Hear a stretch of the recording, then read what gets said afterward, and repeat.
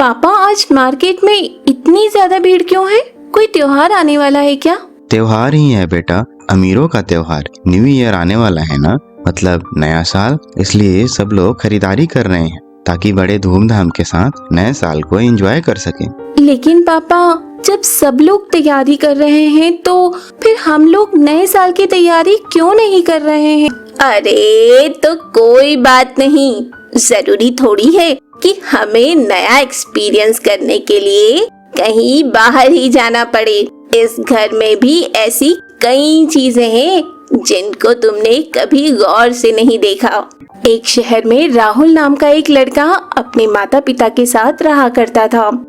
आज राहुल बहुत ही खुश था, और सिर्फ राहुल ही नहीं बल्कि क्लास के बाकी सभी बच्चे भी बहुत खुश थे, क्योंकि न्यू ईयर की छुट्टियां जो स्टार्ट होने वाली थी। इसीलिए क्लास में टीचर बच्चों से पूछती है, क्या बात है बच्चों, आज तो तुम सभी बहुत ही खुश लग रहे हो। लगता है तुम लोग भी न्यू ईयर की छुट्टियों को लेकर बहुत ही एक्साइटेड हो। हाँ मैडम, मुझे भी न्यू ईयर की छुट्टियाँ बहुत पसंद है, क्योंकि हर साल मेरे पेरेंट्स मुझे नए साल में कहीं फॉरेन घुमाने ले जाते हैं, और इस बार मेरे पेरेंट्स मेरी छुट्टियों में लंदन ले जाने वाले हैं। अरे वाह, ये तो बहुत ही अच्छी बात है। चलो, राहुल ने तो बता दिया, लेकिन अब बाकी लोग भी अपना न्यू ईयर का प्लान बताओ। जरा मैं भी तो देखूं न्यू ईयर की छुट्टी में कौन क्या करने वाला है। टीचर के कहने पर सभी बच्चे अपना अपना प्लान बताने लगते हैं। कोई बच्चा अपने पेरेंट्स के साथ फॉरेन ट्रिप पर जा रहा था, तो कोई इंडिया में ही किसी अच्छे टूरिस्ट प्लेस पर जा रहा था। अरे बहुत बढ़िया बच्चों, लगता है तुम लोग तो छुट्टियों का भरपूर मजा लेने वाले हो। ठीक है, तो फिर जब तुम लोग वापस आओगे तो तुम लोगों को अपनी ट्रिप के बारे में एक ऐसे लिख कर लाना होगा, जिसमें तुम्हें बताना होगा कि तुमने इस ट्रिप पर क्या क्या किया और क्या क्या नई चीजें सीखी, जिससे सभी बच्चों का एक्सपीरियंस एक दूसरे से शेयर हो सकेगा।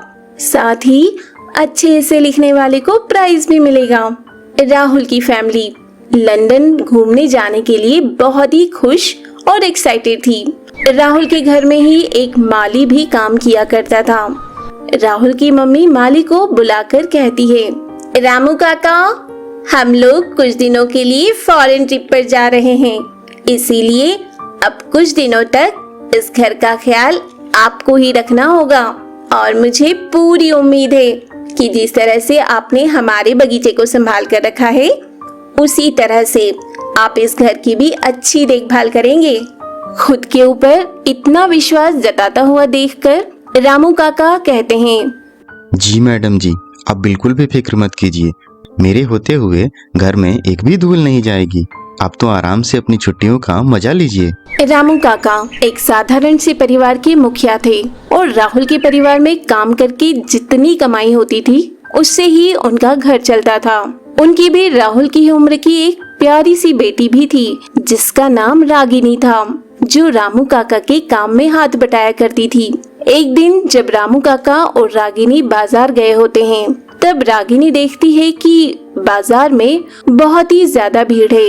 इसीलिए वो अपने पापा से पूछती है, पापा आज मार्केट में इतनी ज्यादा भीड़ क्यों है? कोई त्योहार आने वाला है क्या?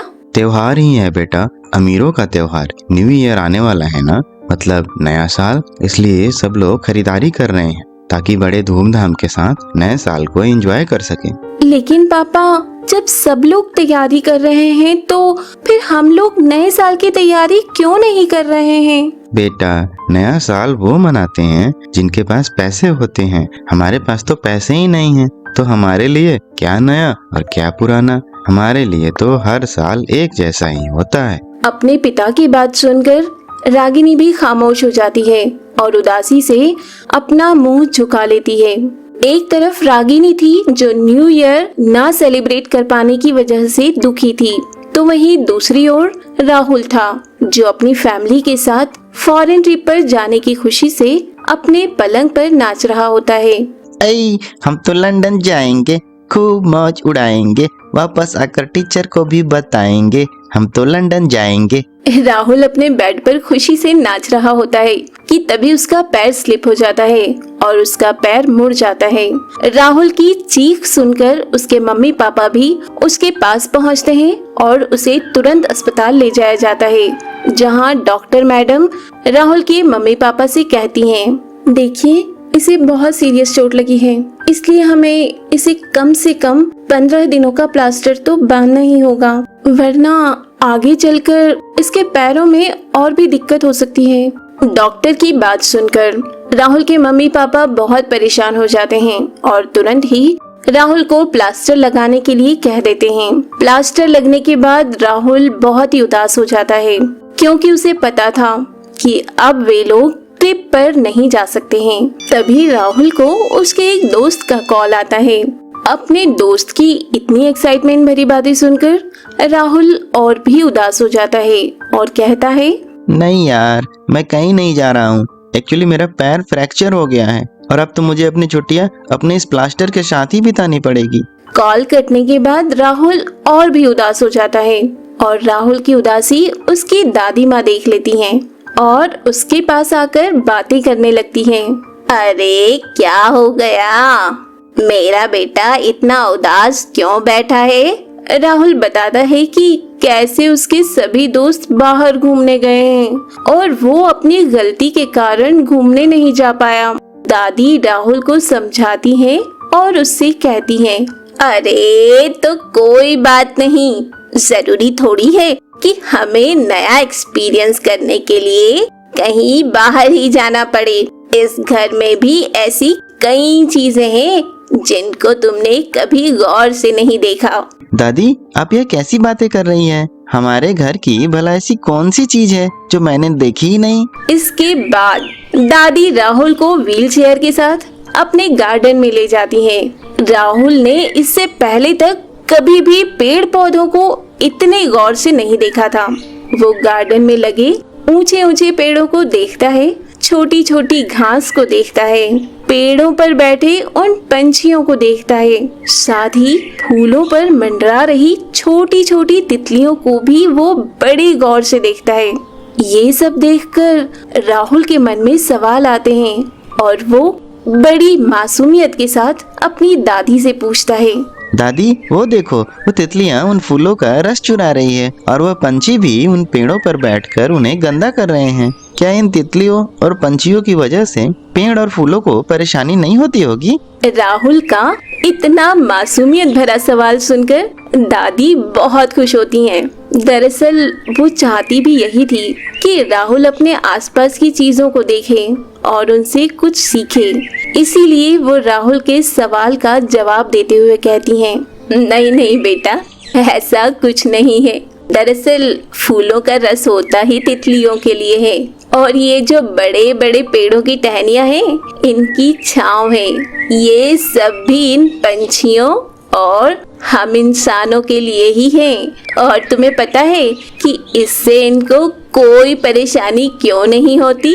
राहुल दादी की बात को बड़े ही ध्यान से सुन रहा होता है और उनके सवाल पूछने पर कहता है, क्यों नहीं होती? क्योंकि बेटा इन्हें अपनी खुशियों को बांटना आता है और जो भी इस दुनिया में खुशियां बांटता है उसके पास अपने लिए कभी कोई कमी नहीं होती है।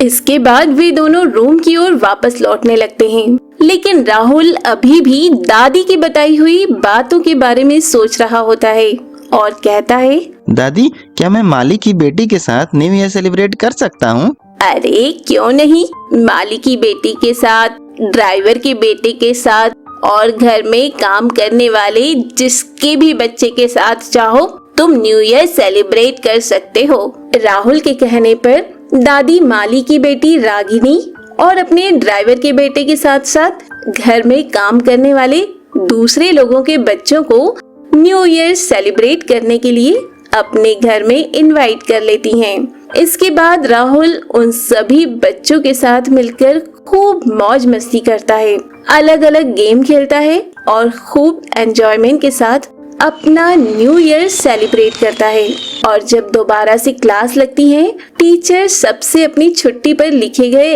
ऐसे के बारे में पूछती हैं। सारे बच्चे अपने अपने ऐसे दिखाते हैं पर राहुल का ऐसे तो यूनिक ही होता है। वो अपने ऐसे में बताता है कि किस तरह से उसका ये न्यू ईयर अब तक का सबसे अच्छा न्यू ईयर था, किस तरह से उसने घर पे रहकर ही अपने यहाँ काम करने वाले बच्चों के साथ नेचर को एंजॉय करते हुए अपना न्यू ईयर मनाया।